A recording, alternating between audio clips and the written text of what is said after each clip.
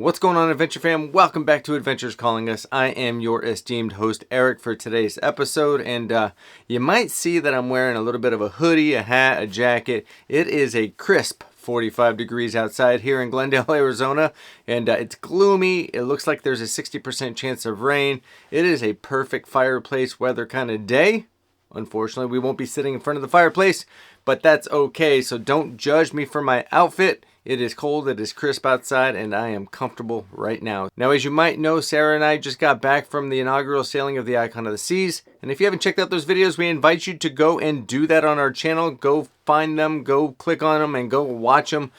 We believe there's some entertaining ones, and it allows you to see some more of the Icon, our trip, and kind of what went behind it. We still got a few more videos that are coming out for that trip, so we haven't uploaded everything, but I wanted to get to this video because I think it's super important if you're thinking about booking the Icon. And so we're going to jump right in. Today we're going to be covering 5 things Sarah and I absolutely loved about the Icon of the Seas, 3 things that we did not like at all, and then we're going to cover one bonus aspect at the end of this video. So without further ado, let's jump right in. Now first we're going to cover the 5 things that we absolutely loved about the Icon of the Seas. Now this is going to be in no particular order, and number 1 on this list is going to be the aesthetic of the ship. Now this starts after you get through security and you start walking and making your way onto the ship. The coloring of the glass is completely different than what we've seen before, and then you walk onto deck 5 and the doors open and you see the pearl. That is the creme de la creme of what everybody notices about the Icon of the Seas. It's completely different. The big pearl in the middle of the Royal Promenade. You've got the widening of the ship, the furniture choices, the artwork, the colors, everything's so vibrant, and maybe the feeling of newness obviously was a part of that, but I think it was a step above. It wasn't just the newness, it was just the overall design and the way that Royal Caribbean has designed this ship that made it feel so aesthetically different than any other ship. You almost have to be on this ship to really appreciate it and to really feel that. And so everywhere we went on the ship, we were just complimenting, the way it looked and the coloring and everything like that. So it is, the aesthetic on this ship is completely different. And if you're able to jump on this ship, or even the Star of the Seas, or I'm sure Utopia to some degree, you got to do it because the feeling is just completely different. So the aesthetic on this ship is absolutely amazing, and that's number 1 on our list. Again, in no particular order, number 2 on this list is going to be the Surfside neighborhood. Now, you may have seen lots of videos and comments and blogs and whatever else about Surfside. Surfside, if you have kids, Surfside is one of the most absolute best places on this ship, hands down. They've got everything for your young kids. I would say anybody that's probably 10 and under, probably 8 and under, it is absolutely the best and perfect spot for them. They've got the arcade on this level. They've got the splash pad areas on this level. They got the carousel, Surfside Eatery, which is like a buffet built for kids. They've got Surfside Bites. They've got everything that you could want on this level for your kids. A playground, and it was absolutely magical. We actually felt bad because Adeline wasn't with us to enjoy that part of the ship. However, we do plan on bringing the kids back on that ship to enjoy it. But Surfside is one of the best neighborhoods they could have created on that ship. And so everything from the coloring as well, when you look around Surfside, the little details of just little characters, or if you look above the ceiling, as you see here, you've got a flamingo with glasses. I mean, just the, again, that goes and ties back to the aesthetic of the ship, but every little detail, they seem to have thought about it, and Surfside is definitely the place you want to be if you've got kids, and that's why it fell to number 2 on our list. Now, number 3 is going to be Central Park. Central Park is always one of our favorite neighborhoods on these Oasis class ships and above. Now the Icon class ships. We love walking through Central Park. Something about it just makes you feel like you're not even on the cruise ship, makes you feel like you're strolling through, well, Central Park. And so the live plants, the music that's playing, the restaurants, the shopping, everything that's involved in Central Park, we absolutely love. The breeze that comes through there when you're walking, right, because you're not in an enclosed space. it's just something we've always appreciated on the bigger ships is the Central Park area. Now this one's a little different in terms of they've put a Zumiez, one of the specialty restaurants down there, which is quite nice, right across from Chop's Grill. And so to be able to go to Central Park to get your sushi. Now Zumiez also has, on the Icon of the Seas, Zumiez has a quick takeout option as well. So they've got a little quick takeout window you can order from, which is completely different than other Zumiez on Royal Caribbean. So we appreciated that as well.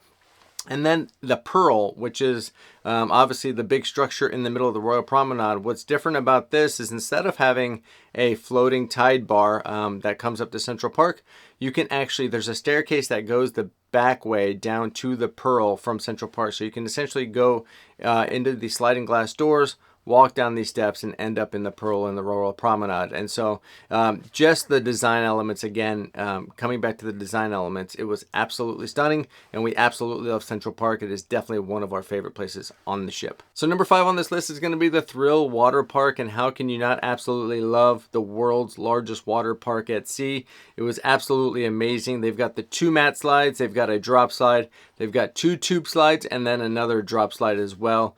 It was a place where all the kids were. I can see our teenagers spending pretty much all day there, just going down the slides. All are amazingly fun. We went down them several times. They were absolutely a blast.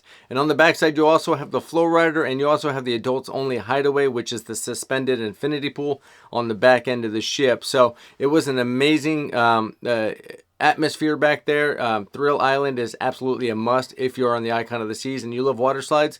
That area is for you. Now, last but certainly not least on the top 5 list is the Aquadome Market. Now, the Aquadome Market is something new to the Icon. It's absolutely amazing. They've got 5 different eateries inside that Aquadome Market. They've got creme de la crepe. They've got the ginger, which is the Asian-inspired cuisine. They've got Max, which is custom mac and cheese. They got a Mediterranean place called Feta, and I believe there's one other that I can't think of right now. However, there are 5 different eateries. Our favorite certainly was eating at creme de la crepe. I mean, we had a crepe every day that we were there. They have different ones. You can get Nutella banana, Nutella strawberry. You can get a lemon zest one. You can mix and match. You can combine. Then they got ginger, the Asian inspired, which is 3 steps above Panda Express kind of. And so it was really, really good. And the best part that we absolutely loved about Aquadome Market, it is completely free. It is all included in your cruise fare. It's not an extra. So as many crepes, as many ginger bowls, as many whatever you want, Mediterranean feta sandwiches, whatever, falafels, it is all included. And so the Aquadome Market is a huge was a huge hit when we were there, and there's actually seating along the back end that allows you to look out to the ocean and onto Chill Island as well. So we absolutely love the Aquadome Market. You've definitely got to try it out if you're on the Icon of the Seas. Now, before we get into the 3 things that we did not like, I'm going to invite you to subscribe. It doesn't cost you anything but about 3 seconds of your time to hit the subscribe button. Drop a like on this video if you're finding it informational, and then let's get right into the 3 things we did not like. Now, in order to enjoy these things on the ship, you have to first get on the ship, and that leads us to the first thing we do not like about the Icon of the Seas, which is the pricing. Now, that's just not the pricing of getting on the ship, which can be outrageous right now. I think some of the rooms might be going for $3,000, $4,000, $5,000 per person for an interior stateroom, which is absolutely insane. And I will tell you, as much as we love the ship, it is not worth those prices. When you can get on an Oasis class ship for much less money and still have a good time, we do not believe that spending the kind of money they're asking you to spend right now, $3,000, $4,000, $5,000 per person, is worth it. We have a family of 6. You're talking if it's $4,000 per person, that's $24,000 just to get on the ship. And so that is outrageous, and we would not recommend that you pay those kind of prices.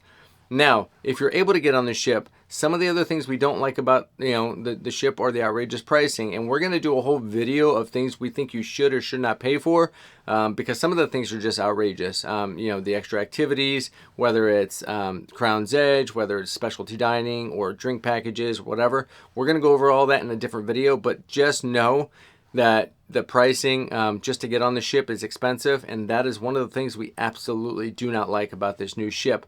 You want to promote it, you want people to come on it, but you're excluding all of those people that maybe want to get on it but can't afford it because now you're catering to the rich higher end people that can spend the $4,000 per person.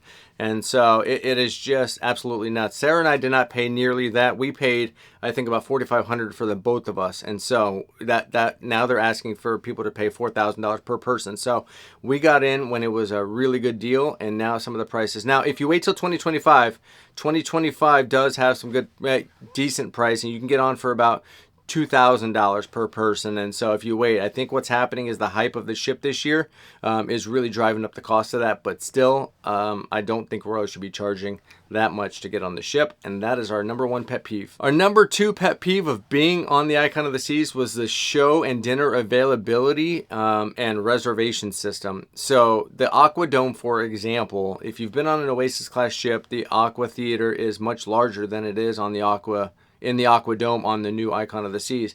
What's really interesting about that is, though, they have a much higher guest capacity. So you build these venues that are a little bit smaller with a higher guest capacity, and it makes it extra difficult for people to get on and get reservations. We weren't able to get Aqua Dome reservations before the ship. We were told that they released 80% of the reservations before we left, and then 20% while we were on board. But even still, for the Aqua Dome, we never got tickets to the Aqua Show. Now, you might have seen that we went to the Aqua Show, but that is because in the back of the Aqua Dome, there is non-reserved seating for handicap seating. And so we were able to sit back there, and if nobody sits in those chairs for 10 minutes before the show, they allow you to sit there. And so we were able to do it that way, but we still never got Aqua Show tickets officially. We were just able to see it because nobody showed up to sit in those seats, and we were able to snag some of them. So the ticketing and the reservation, same thing with the comedy. We got lucky with the comedy, standing in the standby line. But, you know, it made it very difficult. The reservation system for the dinners as well. Now, we were lucky. We booked everything before we left, and we were able to get pretty much what we wanted. However, anybody that waited to get on the ship certainly probably didn't get what they wanted or didn't get into any of the restaurants. Now, and the big part about this is they were only sailing at 80% capacity when we were on the ship, which means I can't imagine if it's selling at 100% capacity with an extra 12 to 1,400 people, how much harder it's going to be to get those reservations. So one of the things I think they need to do is kind of look at the reservation system. How can they break it out to be more fair for people and things like that, and the show capacities and things of that nature. So that's number two of the things we did not like about the Icon of the Seas. Now, number three, which is a huge pet peeve, is Giovanni's. Now, we've eaten at Jamie's Italian a lot of times. We have never eaten at Giovanni's Italian. And I got to tell you, I don't think we will ever eat at Giovanni's again. We believe the food at Jamie's Italian was steps and levels above Giovanni's. But more than that, the location and placement of Giovanni's is terrible. They put Giovanni's on deck 6 right above the Royal Promenade, and it's completely open, which means all of the music, all of the celebrations, all of the noise, everything going on, people constantly walking by your tables as you're eating, and you're paying extra to sit at this, specialty restaurant, and it's a nice Italian restaurant, or supposed to be, and we couldn't even have a conversation across the table without literally raising our voices to try to talk to each other, Sarah and I. It was just a terrible atmosphere. I think it's a terrible placement for the restaurant. We didn't enjoy our dinner. My lasagna that I got was really chewy. It felt like I was just gnawing on cheese. It just was not a good experience. And that is on top of the fact, guys, we scheduled a 6:45 reservation a month before we got on the ship. The day before we were supposed to eat at Giovanni's, we noticed that our reservation was changed to 9:30 p.m. And when we went to address it with Giovanni's, the gentleman said that there was a glitch. There must have been a system issue. You shouldn't have got the 6:45. And so can you come back at 9? And of course we didn't. We said absolutely not. We booked this a month ago, 6:45. We're coming back at 6:45. Now, kudos to him. We showed up at 6:45 and they got us seated by like 7:05. It was still late. They were packed. I think they were backed up. I don't know what happened with the reservation system. But nonetheless, right? That's how it started. And then also the environment, the atmosphere was just not, it's just not something you want. If you're paying $50-$60 per person to sit and eat this nice specialty restaurant dinner, you would hope that the environment would be a little bit better. So hopefully Royal thinks about the location of these things, and people are giving this feedback, because to us it was absolutely a horrendous experience. Now I want to jump into the one area that we haven't covered yet, and it is kind of like a bonus here in this video. I'm sure you've seen it. If you've seen the icon, all of the glass in the front, that is the Aqua Dome. But right behind the actual Aqua Dome where they do the performance is the Overlook Bar and Pods. And this is one of the most stunning places to see and to be on this ship. Any video you've seen, any photo you've seen, it does not do it justice. You physically have to be there to see it. It is the most stunning view, the most stunning location. It is quiet. You can work back there if you need to. The atmosphere, just the location of it, the furniture placement and the pod, everything about it was just absolutely stunning. Whether it was during the day or during the night, it was just, we were in amazement that this was actually on the ship. And a lot of people I don't actually think knew or remembered that it was there, because it was never busy. There was hardly anybody ever there. The pods are first come first serve, but it was at night, the lights come on. It was just the feeling of being in that area of the ship. It's a close second, if not it overtakes Central Park in our opinion. It is just something completely different, and it might actually be number one simply because it's not on any other ship, right? You can get Central Park on any Oasis class ship, but it was just you got to see it to believe it, guys. It was that area alone that really made you realize that this ship is a modern marvel. So that's going to be the 5 things that we absolutely loved, 3 things we didn't, and the 1 bonus thing for you. So let us know down below if you plan on going on the Icon, or what your favorite part of the Icon is that you have seen. Let us know if you have any questions about it. And we absolutely loved our trip. Even though there's some negatives, nothing's going to be perfect, especially on an inaugural sailing. We absolutely still loved the ship, and we definitely want to go back on with the kids. So even though there's a few things we didn't like, we absolutely think this is one of the best trips we've been on. So don't forget to subscribe, hit that like button, and we will see you tomorrow. Peace.